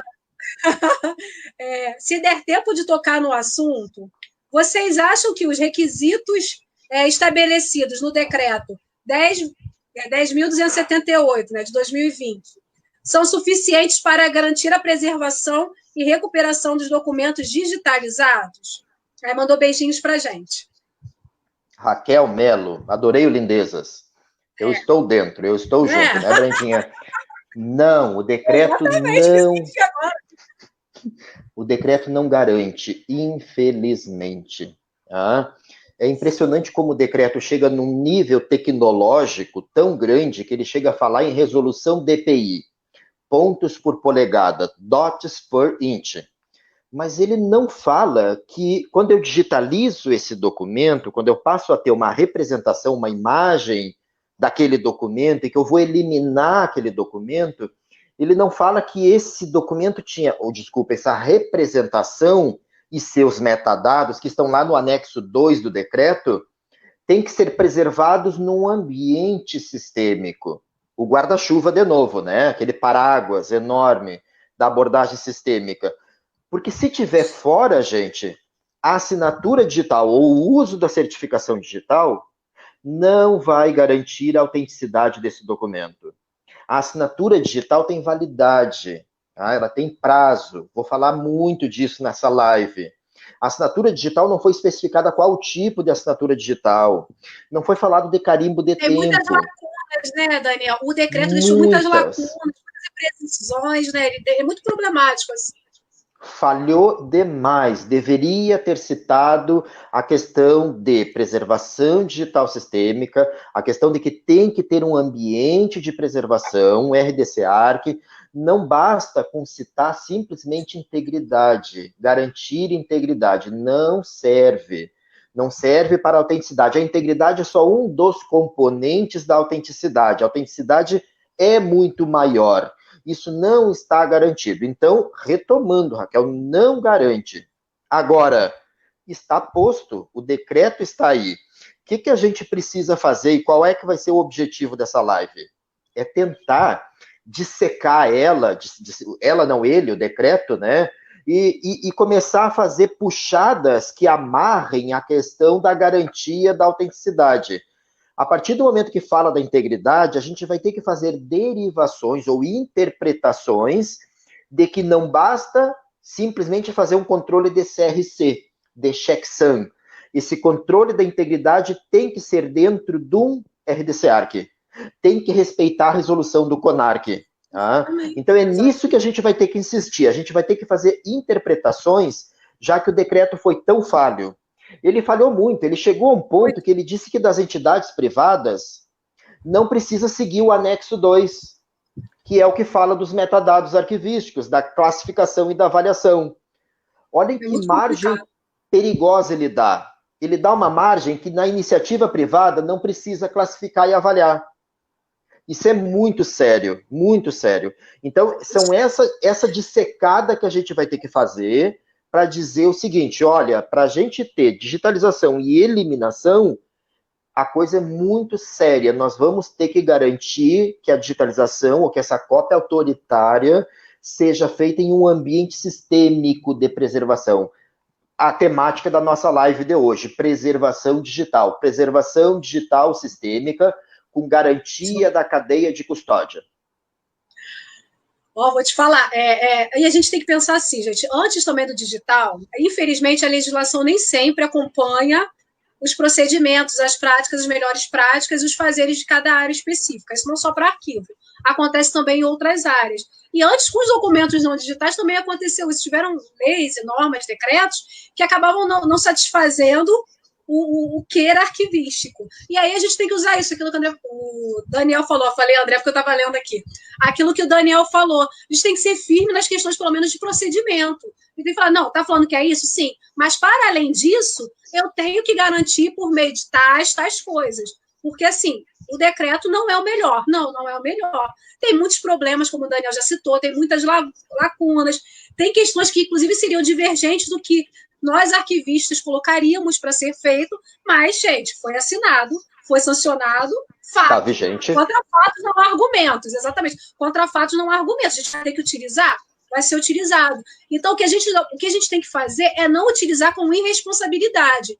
nós temos que ter responsabilidade, a ética profissional, de saber como a gente atua na nossa área. Com todos esses problemas que o decreto tem, não tem simplesmente que pegar o decreto e usar ele assim, friamente, anotar imposto. Sim, está imposto, mas os fazeres que envolvem o arquivístico, eu posso implementar. E eu tenho que implementar, eu tenho obrigação ética e profissional de implementar. Então, com todas as lacunas e problemas que o decreto tem, ele foi sancionado. Pá, fato. Lutamos, brigamos, todos nós, toda a comunidade arquivística, para tentar melhorar. Ponto. Não conseguiu? Saiu o decreto? Saiu. Vamos lidar com essa realidade. E vamos lidar de forma responsável, ética e profissional. A gente não pode abaixar a cabeça também e esquecer todo o fazer arquivístico, porque o decreto foi sancionado. Não é isso. O decreto foi sancionado, mas a gente também tem leis, normas arquivísticas a serem seguidas. E a gente também tem que seguir, vai ter que saber lidar com isso. Ok? E aí a gente tem várias outras perguntas no decreto, mas como vai ter essa live que o Daniel anunciou, eu vou deixar para que sejam debatidos nessa live que eu acho mais interessante. Eu posso até depois te encaminhar, Daniel. Também, não, se bem que vai ficar aqui, você pode ver, para também, se puder, responder lá, quando for falando e tudo, né? Para a gente poder também no... Aí eu vou tentar juntar os bloquinhos aqui. Tem mais algumas coisas de fotografias, tem de arquivo, acho que eu vou pegar um pouco agora, como a gente falou, já deu uma resposta para a fotografia. Quer falar de fotografia? Quero. Então, vou fazer o seguinte, eu vou ler as perguntas de fotografia e aí você fala. Pronto, Leia, você manda, Daniel. Você é o Leia, convidado, por favor. você manda. Então, vou ler. Peraí, calma, vamos por partes. Peraí, que são muitas coisas aqui. Da Débora também, né? A Débora Soares. Não responde logo, não. Eu vou ler as perguntas relacionadas, são 3, eu acho, aí você responde bloco, tá? Gente, outra coisa, o Daniel, gente, Daniel, mais uma vez tem que ficar te agradecendo sempre, sabe, né? Não tem como, você é um fofo. Depois a gente conversa. Então, Débora Soares em relação à fotografia. Em fotografias digitais, quando o fotógrafo baixa suas imagens em sua máquina, não, calma aí. Peraí, volta. Em fotografias digitais, quando o fotógrafo baixa suas imagens da sua máquina num computador e faz a seleção dessas imagens para uma agência jornalística, armazenando em pastas, é possível fazer o upload destas pastas, considerando a cadeia ainda preservável? Então, ela quer saber, o fotógrafo foi lá, baixou as fotos da máquina para o computador dele, aí depois fez pasta nas nuvens para encaminhar para a agência jornalística. Quando eu posso considerar que aí a cadeia ainda foi preservável nesse processo dele baixar da máquina para o computador, colocar em pasta nas nuvens e a agência jornalística assumir? Uma pergunta. Espera aí que vem a outra. Calma aí. Da Jama a gente já respondeu. Espera aí. Calma aí. Não, esse daqui é de arquivos jurídicos. Espera aí, Daniel. Se quiser responder, é porque eu acho melhor responder logo tudo junto, que são tantas fotografias. Você aqui. que manda. Daniel. Aqui tem outra aqui. Álvaro e Powey. Não sei a pronúncia, gente. Tem sobrenome difícil. Álvaro. Daniel. No interior das fotografias digitais, os metadados não estão visíveis. Aí colocou entre parênteses. Número de série da lente, intervenção no Photoshop, etc. E somente será possível de ser recuperada com o uso de softwares específicos. Como estes metadados podem ser protegidos na cadeia de custódia? Outra pergunta. Guarda aí, hein? Peraí. Não. Peraí. Pode responder essas duas, Daniel. Posso? Então vamos lá. Primeiro da Débora. Depois do Álvaro. Álvaro Puy, se não me engano, a pronúncia do sobrenome dele. Eu tô aqui, eu não sei, Álvaro gente. Puy. Ótimo pesquisador. Então, olha só, vamos da Débora primeiro. A questão da cadeia de custódia. Tem que notar que essa fotografia ela vai ser arquivística para a instituição a partir do momento que houver a inserção dela num ambiente com requisitos arquivísticos. Enquanto ela está na máquina, ela não está ainda sob a égide do sistema arquivístico. Por mais que eu salve ela numa pasta, ela não está ainda, ela não tem requisitos arquivísticos. Então, eu tenho que ser no momento da captura tá? Do momento que esse documento ele é admitido dentro do ambiente com requisitos arquivísticos. Esse ambiente ele pode ser o SIGAD, tá? Deveria ser o SIGAD. Então, seria o momento em que eu descarregaria essas fotos e colocaria os metadados dessa fotografia. Nas assessorias de comunicação, geralmente a gente tem a pauta pré-estabelecida. Quem é de assessoria de comunicação vai saltar, vai ligar a luzinha aquela na hora. Tem a pauta pré-estabelecida.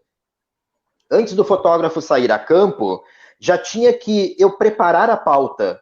Que pauta é essa? É uma pauta para registrar a posse do reitor do Instituto Federal tal. Eu já colocaria na pauta até o código de classificação dessas fotos. Tá? Porque eu sei que está lá naquela 024 ponto não sei o quê. Eu já colocaria quem são as pessoas que vão estar na posse. Quem é a posse? Quem é o reitor que está sendo empossado? Então, isso está na pauta, que vai estar esperando a recepção dessas fotografias, que o fotógrafo saiu a campo para registrar esses documentos. Então, a partir do momento que ele retorna, que ele descarrega nesse lugar autorizado, que pode ser uma pasta, mas uma pasta de captura. Os repositórios arquivísticos digitais confiáveis, os RDC-ARCs, eles podem ser configurados para isso, para capturar numa pasta, para observar uma pasta, para observar um HD. Ou isso poderia ser, modernamente, até a própria câmera, gente, o próprio equipamento. Nós temos equipamentos que têm Wi-Fi, que eu posso me conectar e ele descarregar automaticamente. Então, a partir deste momento da captura, a cadeia de custódia está garantida.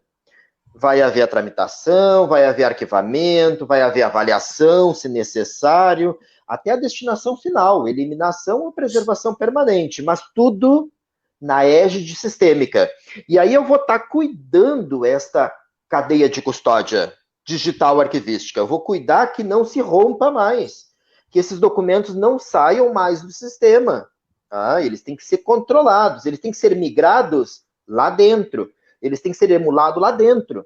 Aquela fotografia que foi feita em JPG, daqui 10 anos pode ser outro formato. Então vai ter que ser migrado, mas migrado dentro da cadeia de custódia digital arquivística, dessa égide controlatória, pelo ambiente. Não é o arquivista indo lá migrar como a gente fazia no passado. Eu, arquivista, baixava, salvava no HD, convertia, cortava um pedaço da foto, cortava um pedaço do áudio e devolvia ele como autêntico. Não, isso é ruptura de cadeia de custódia. Essa migração tem que ser feita, essa estratégia de preservação, agora tem que ser feita de forma sistêmica, pelo sistema, pelo ambiente controlatório, pelo RDC-ARC, obedecendo políticas, obedecendo um programa arquivístico. Esses sistemas eles foram desenhados para funcionarem conforme uma política emanada pelo órgão, conforme um programa. Então, essa é a ideia. Somente a partir de então é que existe uma cadeia de custódia. Agora vem a pergunta do Álvaro. Eu posso Desculpa, só Brenda. complementar o que você falou da Débora? Então, Débora, é exatamente isso que o Daniel falou. A gente tem que pensar quando ele passa a ser documento arquivístico para a agência jornalística. Antes, eu posso fazer um paralelo que era uma minuta. O fotógrafo foi lá, tirou foto. Tanto é que quando a gente bate foto, a gente mesmo, você bate fotos, então às vezes sai aquela foto que sai tremida, sai só o nariz, e aí você depois vai selecionar o que de fato vai compor o seu arquivo. É o mesmo caso, o fotógrafo está prestando um serviço para a agência jornalística. Então, ele tirou vários, e o de fato que vai ser considerado arquivístico para a agência é aquele, como o Daniel falou, vai ser capturado para o sistema da agência.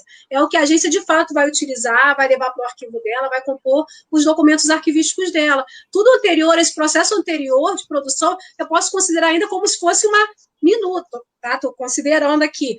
Para a agência, é como se fosse uma minuta. É claro que para o fotógrafo ele tirou as fotos dele, tá ali, completa, efetiva, a ação dele. Mas para a agência ainda não cumpriu, ela ainda não declarou ele arquivístico, né? Como chama? Na nossa bibliografia, não, como é que a gente chama? Na nossa área, a gente até usa esse termo, declarar o documento como arquivístico. Então, a agência precisa declarar, quando ela declara, é quando ele entra nessa cadeia, quando ele tem que seguir toda a questão sistêmica, como o Daniel falou. Uma vez declarado como arquivístico para a agência, tem que seguir rigorosamente todas essas questões do sistema e da cadeia, como o Daniel falou. Exatamente. E aproveitando um fio que a Brenda deixou, e eu vou tentar amarrar ele, que é a questão desse momento de declará-lo como arquivístico, principalmente nas fotografias que está acontecendo agora, essas câmeras mais modernas, atuais, que elas têm algumas pessoas chamam de negativo digital, mas não é o negativo digital. São dados crus. São arquivos .raw ou arquivos.nef ou outros formatos que não é a fotografia manifestada. São dados crus do dispositivo que capturou no momento de acionar o obturador. Só isso. O que acontece com esse arquivo? Ele não é um documento de arquivo. Mesmo no momento da declaração, ele é minuta, eles são dados de elaboração. Por quê? Porque o RAW, ele não tem a forma fixa, ele não tem o conteúdo estável. Se eu pegar o negativo da fotografia analógica, tem forma fixa. Eu coloco, eu infiro luz e eu consigo enxergar a forma fixa. Por mais que eu deixe mais tempo num revelador, num fixador, a forma fixa está garantida desde do negativo, que é negativo definitivamente. Então, ele tem forma fixa e conteúdo estável ali. Nesse negativo de fotografia, ele não tem, porque eles são dados crus. Olha o que pode acontecer se eu entregar dados crus para a custódia dessa agência. Eu não gerei o documento. Então, quer dizer que o editor poderia pegar aqueles dados crus da máquina, do equipamento, mudar a velocidade do obturador e ter um documento diferente. Retirar uma pessoa da frente, mudar o tempo de exposição e tirar a pessoa da frente ou a pessoa de fundo, tirar o plano. Então, o que nós estamos falando? Não tem forma fixa, não tem conteúdo estável. Eram dados crus, eram minutas. Então, é muito importante isso para o fotógrafo.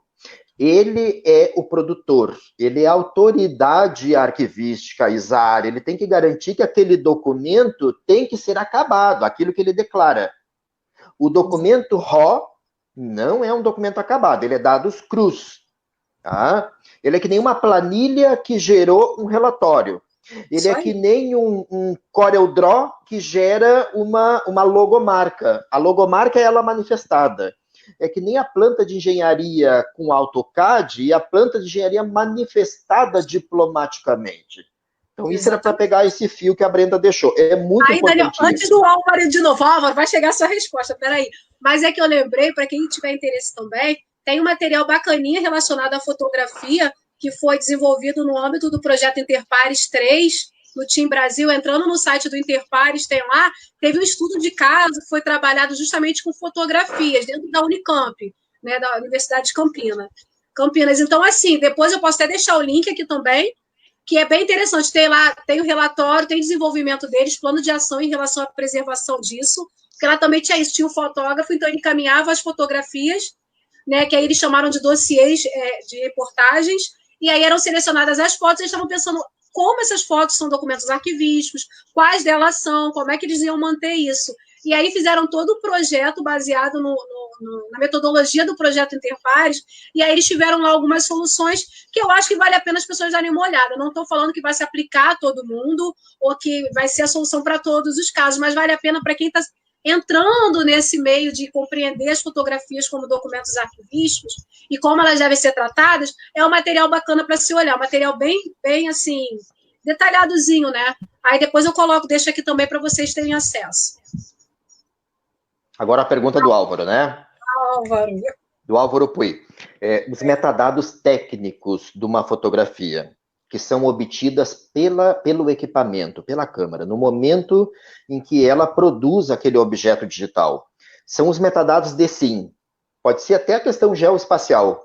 Há um georreferenciamento, uma posição da onde foi retirada, se a câmera, se o equipamento tem esse requisito, tem essa habilidade. Pode ser data, pode ser um número de série do equipamento. Isso fica naquele documento, fica naquela fotografia registrada. São metadados técnicos de SIM. Agora, olhe, cuidado, muito cuidado. As pessoas acham que aquilo é algo que está intrínseco naquela fotografia e que vai ser mantido autêntico ao longo do tempo. Não. Se estiver fora da cadeia de custódia, existem softwares que eu abro a fotografia e eu altero metadados de SIM. Eu posso alterar o nome do equipamento que foi produzida aquela fotografia. Assim como a gente altera metadados do doc, do Word que foi produzido. Eu mudo o nome do proprietário. Então, quer dizer, são metadados que eles têm que ser capturados e declarados arquivísticos num ambiente arquivístico, na cadeia de custódia. A partir do momento que eu ingestei, e o Arquivemática tem essa habilidade, os RDC Arcs têm essa habilidade, de identificar, tem ferramentas para extração de metadados de SIM, que são os metadados que o Álvaro citou.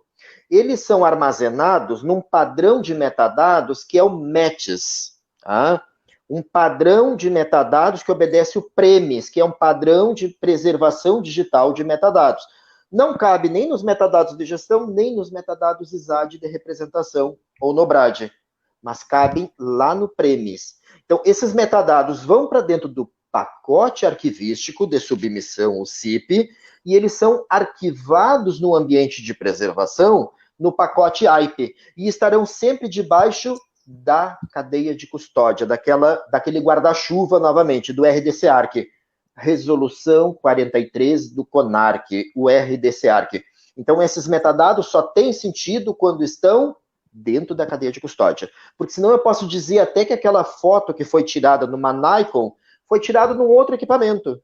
Que aquela data que está lá, que foi num outro equipamento, porque eu estou sem a égide da cadeia de custódia. Eu posso alterar os metadados. Inclusive, controle de integridade como CRC, eu posso fazer alterações sensíveis que mantenham o cálculo do checksum, mudando posição de caracteres e não é mais íntegro, não é mais um documento autêntico. Então, reitero a necessidade do ambiente de preservação digital sistêmica, do RDC Arc e da resolução 43 do CONARC. Gente, quando eu abaixo a cabeça aqui é porque eu estou lendo as perguntas para poder passar, tá? Mas estou prestando atenção em tudo. É porque é muita coisa. Então, Daniel, tem mais uma pergunta aqui relacionada à fotografia. Depois eu queria só entrar nas outras coisas, que senão, gente, a gente já passou de 1 hora. E eu gente, já passamos, já encerrou. Já encerrou. Só 1 hora. Eu falei, Daniel, bate-papo rápido, 1 hora. Só que eu sei que eu e o Daniel falamos muito, eu sabia que. Mas só essas que estão aqui são essenciais, Daniel. Até falei, Daniels, olha. Eu precisava de 5 Daniels aqui, assim, para dar conta. Mas, assim, só para responder aqui algumas coisas, assim, rápidas, né? Primeiro, Débora, pode deixar que eu vou colocar o link lá, assim, eu não vou esquecer dessa parte que eu estou falando, do projeto. A Nice, ela perguntou se a live fica gravada. Ela fica disponibilizada lá na página nessa página que vocês estão assistindo, né? A professora Brenda, fica lá, todas que a gente está fazendo ficam lá. E aí, justamente no cabeçalho dela, na descrição, é onde eu coloco os links que eu citei, referências de livros que foram falados. Posso colocar as referências das normas que o Daniel está falando, do decreto, tudo. Eu deixo lá, porque aí a pessoa que vai assistir depois consegue também acessar.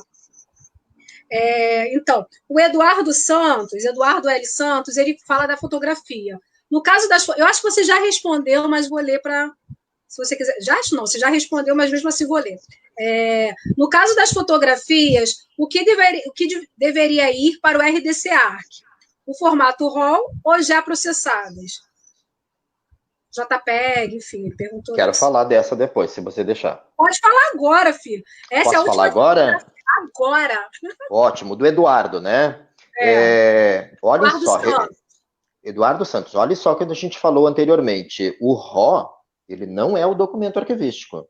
O RAW são dados crus, são dados de elaboração, que eu posso gerar uma fotografia ou enésimas fotografias, mudando o tempo de exposição, velocidade do obturador, etc, etc, etc. E cada vez que eu manifesto ela diplomaticamente, eu tenho outro documento arquivístico. Então, olhe, eu tenho que preservar o documento arquivístico, isso que é importante, eu tenho que manifestar, o fotógrafo tem que ter a intenção dele, o que ele queria no momento que ele tirou aquela fotografia, que ele acionou o obturador. Esse é o documento, é isso que ele tem que preservar. Agora, não quer dizer que a gente vai descartar o RAW. Não, o RAW são dados de elaboração. dados abertos, dados crus que podem ser utilizados amanhã ou depois. Olha o que acontece com os setores de engenharia.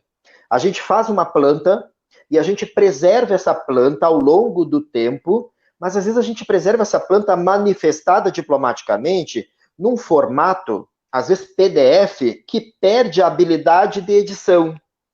Por quê? Porque eu perdi os dados crus, os dados de edição. Para o arquiteto, para o engenheiro, seria muito importante que tivesse a planta manifestada, o documento arquivístico com manifestação diplomática, mas que tivesse também os dados crus embutidos ali para a preservação.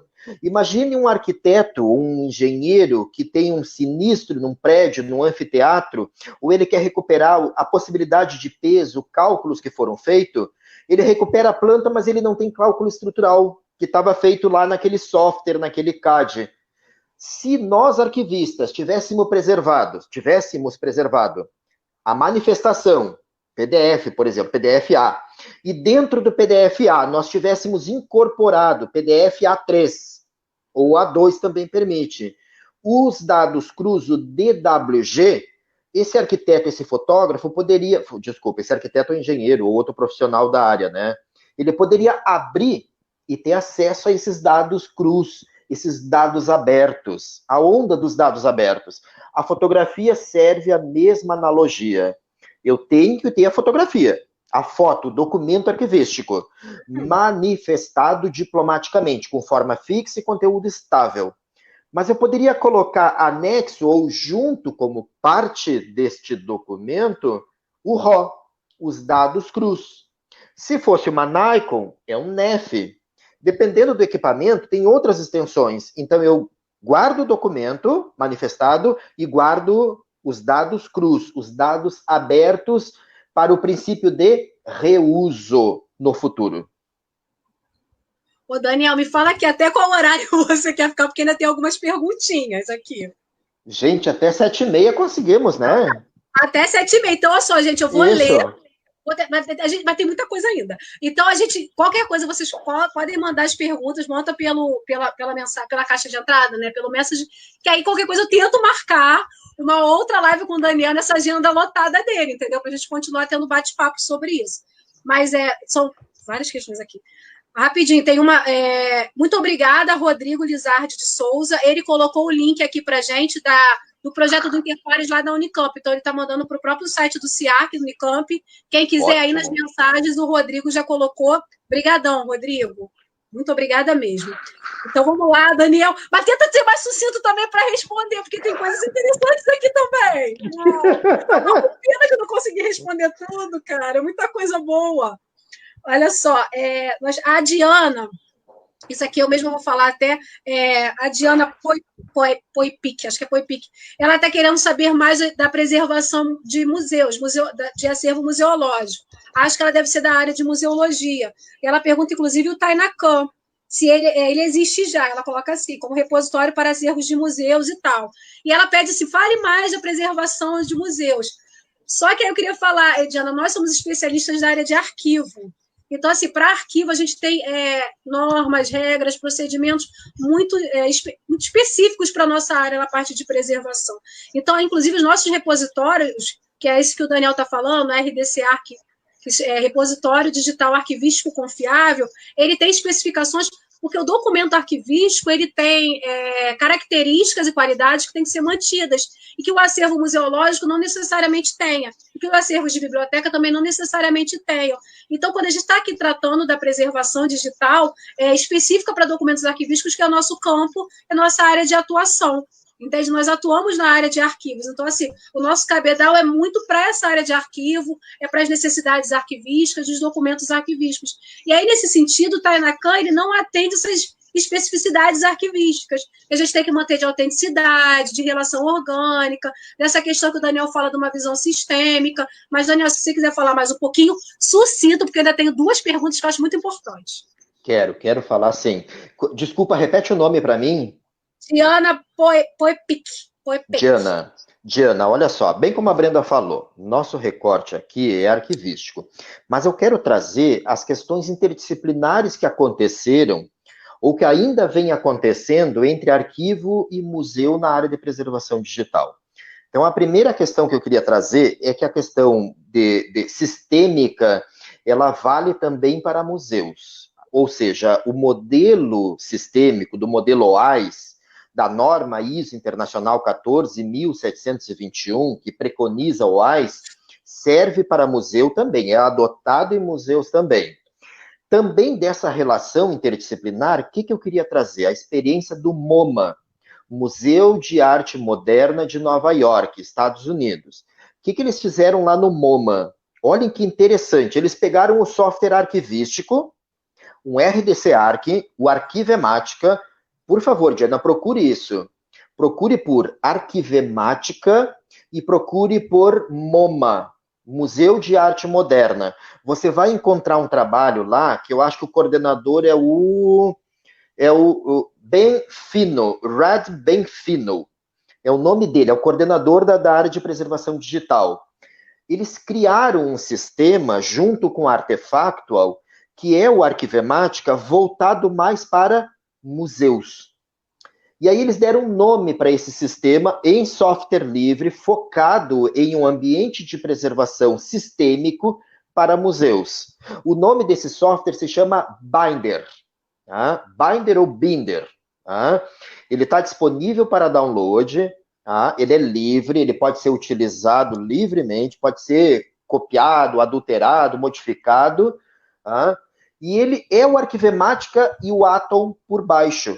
Só que por cima, ele tem uma camada voltada para museus. É interessantíssimo esse trabalho. Tá? Então, isso denota essas relações interdisciplinares que vêm acontecendo entre as nossas áreas. O Tainacan que você falou.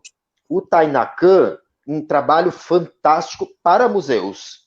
Excelente, um trabalho, um ambiente de preservação, um repositório confiável para museus. Só me preocupa quando a gente usa ou tenta usar o Tainacan para arquivos. Não pode, não tem os requisitos. Ele tem os requisitos para museus, isso sim. A mesma coisa que aconteceu lá no MoMA, a mesma coisa que aconteceu com o Binder, que eles pegaram um software para arquivo, que era o Arquivemática, que era um RDC Arc, e eles customizaram, eles botaram uma camada em cima para atender requisitos de museus, para museus. Então, isso é muito importante. Você viu quando nós estávamos falando, eu e a Brenda aqui, de que os documentos arquivísticos, para garantirem a sua autenticidade ao longo do tempo, eles precisam estar confinados em sistemas arquivísticos com requisitos. Não pode ser um sistema qualquer. Não poderia ser um outro sistema voltado para a biblioteca, para museus. Não, tem que ser um arquivístico, porque ele tem requisitos próprios. A mesma coisa dos museus. Então, essa relação interdisciplinar está excelente. Não é à toa, estou fechando agora, porque a Arquivemática eu já falei, vou falar do Atom. Tem muitos museus utilizando o Atom e Kaatom para museus. Mas o Atom, olhem, o Atom não tem metadados específicos para museus. Os museus têm utilizado um padrão de metadado genérico, que é o Dublin Core, ou MODES, que é um subset do MARC, um metadado da área de biblioteconomia. Isso não é legal. Que conversa que apareceu? A possibilidade de se customizar no Atom, colocando um metadado que é da área de museus, que é o VRA Core. VRA Core é um padrão de metadados para museus, específico para museus. Hoje ele não está implementado no Atom. Quem sabe se não vai acontecer a mesma coisa que aconteceu com a Arquivemática, que foi customizado e criaram o Binder, não acontece com o Atom e coloca essa camada de metadados que é o VRA Core. Aí sim seria um Atom focado, voltado, com requisitos específicos para museus. Daniel, o que eu faço? Olha só, tem duas aqui internacionais, inclusive. Jesus do céu. Olha só, a gente vai ter que marcar um outro, porque tem duas aqui relacionadas a arquivos médicos. Vamos marcar outra. Vamos marcar outra, gente, porque senão eu quero. Eu adorei, vamos marcar outra. Que bom, com direito a chimarrão e tudo. Com chimarrão. Você viu que eu não fico sem chimarrão, né? Não tem como. É ótimo. Mas dá tempo de mais uma. Dá Dá tempo tempo de de mais mais uma uma? antes de encerrar, dá sim. Olha só, gente, quem não for respondido, a gente vai marcar essa outra live, eu vou Vamos. disponibilizar, a gente anuncia. Daniel, você vê a sua agenda e me fala, que a gente já marca também para poder falar com vocês. Lembrando que o de digitalização, o Daniel vai fazer a live, então ele vai anunciar direitinho aqui no final. Deixa eu pegar aqui, que são tantas, gente. A última, especial. De Última. quem? Tem que ser a especial. Então, primeiro eu queria Gira. agradecer. A Estela é uma das que falou de arquivos médicos, ela inclusive escreveu em espanhol aqui, né? Tem o Vaguinho, que é o Nelson, né? De Portugal. Deixa eu ver aqui. Mas tem uma, a última aqui, tem várias, gente, é só porque tem umas que falam, só para vocês terem noção, temos que estão falando das questões dos tribunais, o Vaguinho quer saber se os documentos digitais têm valor nos tribunais aqui. Aí são várias que eu acho que vale a pena a gente resgatar no próximo bate-papo.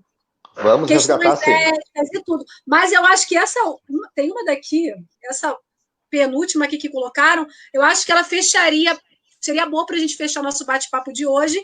E aí as outras perguntas que a gente não respondeu, eu deixo para o próximo bate-papo, eu juro que a gente vai resgatar, que estão todas elas salvas aqui. Podem ficar tranquilos. Não vamos perder, não vamos não.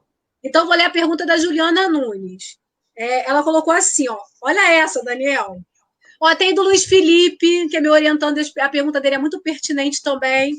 Só para você ter uma noção, a gente não vai responder, mas ele fala dos documentos que foram digitalizados. Antes da questão de toda a normativa sair, como é que a gente faria agora para inserir na questão de cadeias, de custódia e tudo?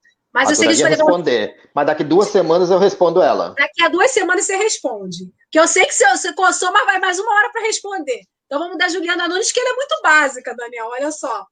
Qual a orientação /passo passos, né, para uma instituição pensar e começar uma política arquivística de preservação digital, desde a parte escrita ao repositório?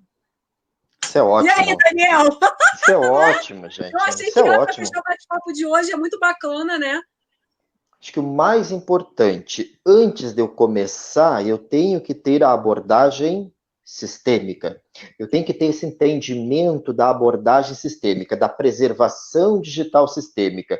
Eu não posso emanar uma política de preservação digital, até poderia, até a gente já fez isso, uma política de preservação digital focada em estratégias. Nós fizemos isso no passado, né, Brenda? Fizemos, era focado em estratégia. Nós já fizemos uma política de preservação digital focada em formatos. Ou seja, num plano de preservação digital que é diferente. Tá? Então, a ideia é, a partir do momento que eu vou implementar uma política, um programa, eu tenho que considerar a visão sistêmica, eu tenho que identificar, eu tenho que ter em mente que toda e qualquer produção documental, arquivística ou representação tem que estar debaixo dessa égide. Toda. É documento arquivístico, foi gerado, produzido ou recebido ou representado na consecução das atividades ou funções do órgão, vai servir de fonte de prova, tem que obedecer à visão sistêmica. Não dá mais para a gente continuar separando de documento arquivístico só aquele que nasceu, que é nato digital. A digitalização está aí para nos dizer isso. A própria pandemia está aí para nos dizer que a digitalização ela está vindo com tudo. O decreto está aí também. Eu compartilhei na minha página do Facebook algumas das contratações que estão acontecendo de digitalização de documentos. Hoje eu compartilhei uma de quase R$200 mil de digitalização que eu fui atrás e não vi requisito arquivístico. Tá? Então, assim, ó, olhem isso. Isso é muito importante. Essa digitalização, ela tem que ser também emanada na política. Ou seja, eu tenho que emanar uma política que implemente um programa, que controle essa representação, que seja com empacotamento. Esses documentos têm que gerar pacote CIP. Tem que gerar pacote CIP. Os metadados têm que estar incrustados ao objeto digital, tem que gerar pacote, tem que ser admitidos por um ambiente de preservação que está regrado pelo CONARC, resolução número 43, do Repositório Arquivístico Digital Confiável. Tá? Não dá para ficar focado na assinatura digital, no certificado digital, porque ele não garante autenticidade, ele não garante navegação multinível, ele não garante relação orgânica, porque o certificado digital está focado no objeto isolado, como era antes na diplomática clássica, o objeto sozinho, isolado. Não dá, eu não posso assinar documentos e largar numa mídia. Eu não posso assinar documentos e largar num storage, largar na nuvem. Esse documento tem que estar com uma visão sistêmica. Então, essa preservação digital tem que nascer nesse sentido. Emanar política, visão sistêmica, modelo. Qual é o modelo mais importante do mundo? O modelo OAIS. Norma ISO 14.721. Traduzida ao português do Brasil, virou SAAI. O número da norma no Brasil é a ABNT-NBR 15472. Vou ter que trabalhar com pacotes, 3 pacotes, e vou ter que emanar nessa minha política quem é o ambiente de gestão, quem é o ambiente de preservação. Então, tudo isso eu tenho que emanar nessa minha política. É muito importante isso, porque senão eu vou me perder.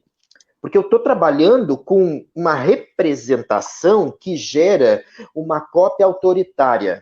Não está isso no decreto, eu vou discutir isso muito daqui a 15 dias. É uma cópia autoritária, gente. Ela vale como documento oficial e eu vou perder o documento original analógico. Eu não tenho mais o documento original, ele nunca mais será o original. Ele será o quê? Uma cópia autoritária, um representante digital autenticado. Se eu não controlar esse documento, se eu deixar ele numa mídia, ele vai continuar ao longo do tempo com presunção de autenticidade, mas que não tem segurança jurídica para isso. Porque ele está fora do ambiente, ele está fora da cadeia de custódia. Alguém vai poder cortar uma parte daquele documento, vai poder editar, e ele vai poder imputar algo na minha vida que não está correto. Nós, arquivistas, e nós, arquivos, instituições arquivísticas, garantimos a segurança jurídica dos países, das nações, através dos arquivos e de requisitos arquivísticos dos documentos analógicos. Agora nós temos todo um arcabouço, um cabedal construído de norma, padrão, modelos e requisitos para garantir tudo isso no ambiente digital.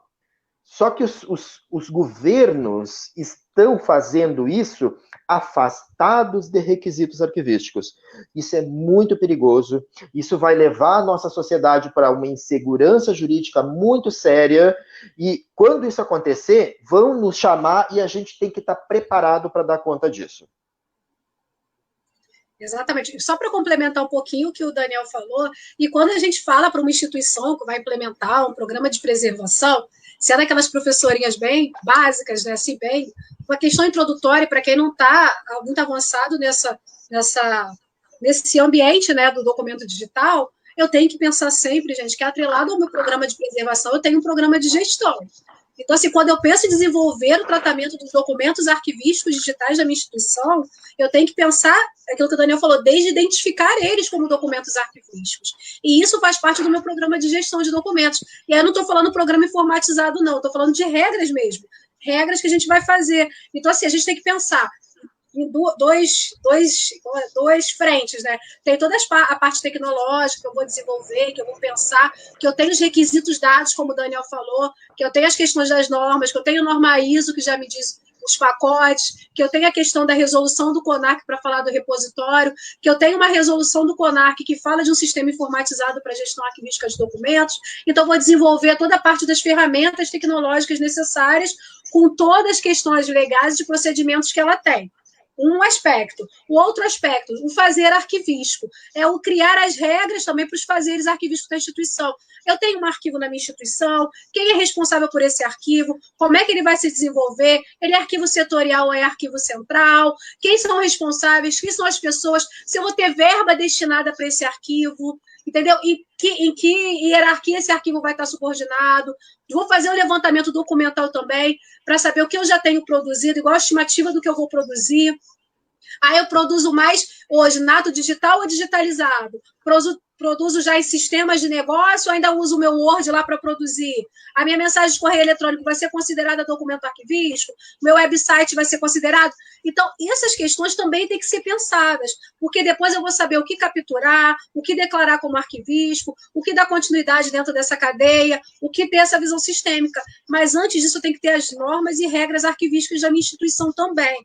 O que acontece? Muitas instituições não estão tratando os documentos arquivísticos porque não tinham tratamento arquivístico antes do digital. Isso não é um problema do digital. A gente sabe, quase todo mundo que trabalha na área de arquivo, que o arquivista é chamado de fato para apagar incêndio.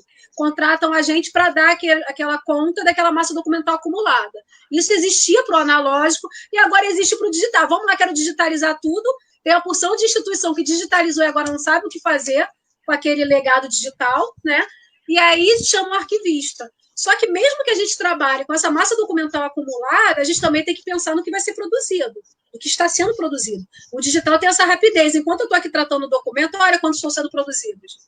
E aí a gente tem que pensar nisso tudo. Eu tenho que pensar nas ferramentas, idealizar as ferramentas, mas eu tenho que pensar no beabá arquivístico, que é o programa de gestão arquivística de documentos, o programa de preservação de documentos arquivísticos digitais, que aí eu estou falando as regras que vão ditar esse negócio. Então, vai deixar claro, por exemplo, que não vou aceitar transferência por HD externo, porque eu já sei que não é permitido. Eu estou quebrando a cadeia, mas eu tenho que deixar isso por escrito, entendeu? Já chama normativa, lá é no meu fazer arquivístico da instituição. Eu vou tirar do pessoal, inclusive, o arquivista trabalha muito com tudo personalizado. É o Daniel que trata o documento arquivístico. Então, imagina se o Daniel sai daqui e resolve largar e viver tomando água de coco na beira da praia, ninguém mais vai saber o que foi feito? Não. Então, tem que deixar tudo em manuais, todas as regras, todas as normas. Isso é o gerenciar o arquivo. Isso é ser um gestor de arquivo. Lembrando, mais uma vez, o arquivista ele é um gestor de arquivo. A gente não existe só para classificar, destinar, não é só isso. A gente tem que pensar isso desde a produção, né, que é o que a gente fala, a gente vai trabalhar desde a produção até a destinação final. E quando a gente fala do digital, a gente vai incorporar essas ferramentas, todos esses procedimentos, todas essas normas que falam dos padrões que a gente tem que seguir. Mas também a gente tem todo o que a gente fazia antes, que é criar o meu programa de gestão, que é criar o meu programa de preservação, enfim, estabelecer, estruturar todas as regras inerentes a um arquivo, tá? E outra coisa, gente, que eu vou lembrar para vocês, pelo amor de Deus, vou até olhar aqui para a câmera para ficar bem, ó. Não vamos esquecer que é tabela, é plano de classificação e temporalidade única. Eu não dou valor diferente para o que é digital do que é analógico. Eu não vou trabalhar diferente, não recebe classificação diferente. Não é o formato, não é a forma de produção daquele documento que vai caracterizar ele, não é isso. É a ação que ele registra. Então, lembrando aqui, eu, Daniel e outros arquivistas, outros profissionais de arquivo que somos especialistas, né, vamos dizer assim, somos especialistas no ambiente digital, mas por quê? Porque tem especificidades, mas não quer dizer que eu tenho que trabalhar arquivo digital separado do arquivo não digital. A arquivologia é única e o arquivo é único, o arquivo de uma instituição é única. Não existe de pensar isso. É claro que, gente, as questões de preservação, de tratamento técnico, tem uma diferença muito grande. Claro que tem, pela forma de registro dessas informações. Mas quando eu penso na classificação, na temporalidade, por favor, gente, eu já recebi casos assim de que as pessoas classificavam, às vezes era uma folha de pagamento. No analógico, classifico tipo 10 anos, aí no digital vou classificar permanente. Qual o critério de classificação disso, entendeu? Então, assim, vamos pensar nesse sentido. Tem especificidade? Tem especificidade, sim, claro, mas é um documento arquivístico. Então, vai atender também as normas básicas, procedimentos básicos de fazer arquivísticos, ok? Só queria dar esse... Olha, cara, o chimarrão aí tá bombando, hein, Daniel? Tá bombando, tá uma delícia. Só falta rapadura. Não é? Meu Deus do céu. Eu tô aqui na aguinha, Daniel, água, ó. Tá vendo? Carioca, filho, agora tomar chimarrão, não esquenta muito. Mas então, Daniel, você quer falar mais alguma coisa? Não, eu quero agradecer, eu adorei a live, eu quero dizer que eu estou à disposição, eu adorei as perguntas, eu imagino, eu não estou lendo aqui, a Brenda que está responsável pela leitura, é a minha anfitriã, então é ela que está responsável, me disponibilizo a respondê-las no futuro. Ou a gente fazer uma nova live, também estou disposto. retomar todas essas questões, vou adorar, estou à total disposição. Então é isso, eu vou pegar todas. Eu acho bacana responder na live, porque parece que é uma coisa mais, né, assim, a gente está respondendo para quem perguntou, tem um carinho maior do que responder só escrito. Então, assim, vou te convidar, já deixo o convite para a nossa próxima live e para todos também que estejam assistindo. Peço desculpa se não deu para responder tudo, gente, porque assim, a média do bate-papo é 1 hora, eu tinha falado inclusive com o Daniel, assim, acho maravilhoso. Quase 2 horas, você viu? Quase 2 horas, Daniel. Acho maravilhoso isso. É sinal de que a gente precisa muito atuar, precisa muito trabalhar em relação a isso. E é bacana que vocês trazem perguntas muito pertinentes e boas que fazem até a gente pensar também, né, Daniel? E repensar muitas coisas. E é bacana que a dúvida de um, de fato, é a dúvida de vários outros, assim. Um carinho imenso por todo mundo que esteve aqui presente. Não desprezei nenhuma pergunta, foi só assim, a gente foi pegando para tentar encaixar no tempo e juntar também as questões parecidas.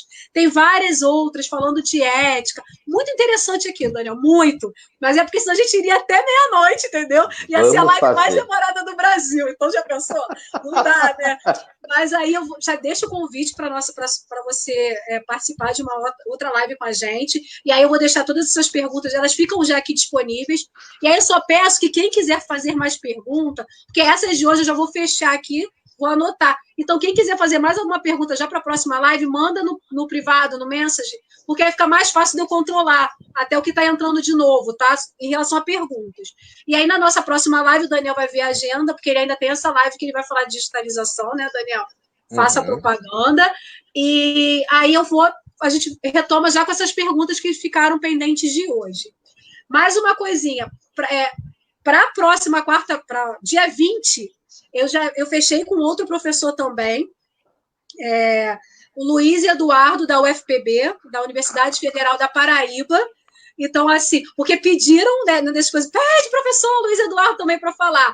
Aí, primeiro ele falou assim, gente, eu sou um pouco tímido e tudo. Eu falei, não, mas é um bate-papo, não é? Porque eu gosto de deixar claro isso. Vocês estão vendo que a gente está uma coisa meio informal mesmo, para poder atingir e alcançar todo mundo, que nesse momento de isolamento já tão duro, se a gente ficasse dando um seminário já tão pesado, então bacana esse bate-papo mais informal mesmo, né?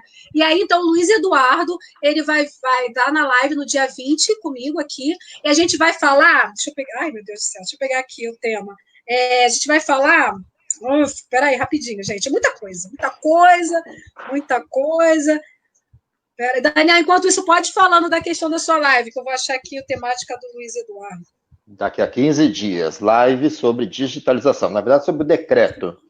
E vai ser no dia 20 também? Vai ser no dia 20 também? É que você faz na quarta, né? Então daqui a 14 dias. A minha é daqui a 15 dias. Vai ser na quinta, eu acho. Tá bom. Não, porque senão eu ia mudar a minha, porque, né, gente? Não vai bater. Não pode. Até porque eu vou assistir com o Eduardo também. Eu também quero assistir a sua, né? Pelo amor de Deus, tem várias perguntas também. Então, vai ser na sua página. Fala, Daniel, anuncia, filho. Para com o chimarrão aí. Eu achei que você já estava falando. Não, vai ser pela minha página, a gente vai divulgar bastante, tá? A ideia é analisar o decreto, tratar todas essas questões da cadeia de custódia digital arquivística, procedimentos, mas principalmente a ideia é essa: o decreto está posto, ele está aprovado e ele autoriza a digitalização e eliminação. O que a gente vai fazer vai ser analisar, dissecar ele sob o ponto de vista arquivístico e o que deveria ser feito para garantir a preservação e a segurança jurídica. Perfeito. Então, aguardamos as suas divulgações mais extensas, com link, com tudo direitinho. Eu vou postar aqui também vou publicizar. Gente, que eu sou do grupo de pesquisa do Daniel, tá? Antes que as pessoas. Que o pessoal tem mania de achar que as áreas as pessoas têm que ser inimigas, quem pesquisa a mesma coisa. Sou hiper amiga do Daniel, somos parceiros, sou do grupo. Nós trabalhamos corporativamente, né, Daniel? Pra gente não ter esse negócio de dividir, não. A gente junta a gente quer multiplicar e não dividir. Então, assim, estou logo esclarecendo também que sempre rola essas fofoquinhas, né? É competição. Não, olha só, gente. Não existe isso, tá? Já tô que está aqui dividindo água e chimarrão com vocês, né? Então, a temática do professor Luiz Eduardo, ele é da Universidade Federal da Paraíba, vai ser Justiça Social dos Arquivos e o Ambiente Digital. Então, ele vai falar da justiça social nos arquivos e o ambiente digital, que eu acho muito bacana também ter essa pegada social dos arquivos, compreender essa questão, né? relacionadas ao social e o ambiente digital nos arquivos, tá? Então, vai ser daqui a dia 20. Dia 20, então aguardo todos vocês. Eu agradeço muito, muito, muito, muito, Daniel. Não tenho palavras para agradecer a sua presença aqui nesse bate-papo. Agradeço principalmente a todos vocês que ficaram aqui assistindo, que ficaram participando, estão com a gente até esse horário, que mandaram as perguntas. Gente, se eu for ficar falando o nome de cada uma, seria até injusto, né? Que a gente conhece tanta gente. Então, assim, eu deixo um beijo de coração de todo mundo que assistiu e as pessoas que vão assistir também. Quero agradecer especialmente para minha irmã Bianca, porque ela acaba sempre me ajudando com a infraestrutura tecnológica aqui, entendeu? Porque é muito complicado falar, mexer em computador, então eu peço sempre o apoio da minha irmã Bianca, ela está aqui escondida. Beijo, Bianca! Viu? Quando eu olho aqui para trás é que eu estou olhando para ela. Ela fez cara de paisagem agora, Daniel. Então, eu queria agradecer publicamente, porque ela me apoia muito nessa parte aqui, está aqui ajudando com a infraestrutura e tudo. E agradecer a vocês, gente. Muito obrigada. Eu espero que a Arquivologia a gente possa ter vários outros bate-papos, né? O Pablo fez uma live também muito bacana. Eu estou gostando muito desse isolamento, que a área da Arquivologia está podendo debater muitas coisas para além também da academia e está podendo expandir, porque nós temos profissionais formados, temos pessoas que atuam na área e não são formadas em arquivologia, e a gente está podendo trazer esse aconchego para essas pessoas, esse entendimento e essa troca de experiências, né? Então, assim, eu acho que, de certa forma, o isolamento social está ajudando a nossa área no sentido de disseminação da informação e também de união dos profissionais, que a gente está vendo que sozinho ninguém faz nada, que a gente precisa ter essa troca de informações, essa troca de trabalhos, né? Então, eu gostaria de agradecer a todo mundo. Muito obrigada e até o dia 20. Obrigada, Daniel. Obrigado, Brenda. Obrigado a todos.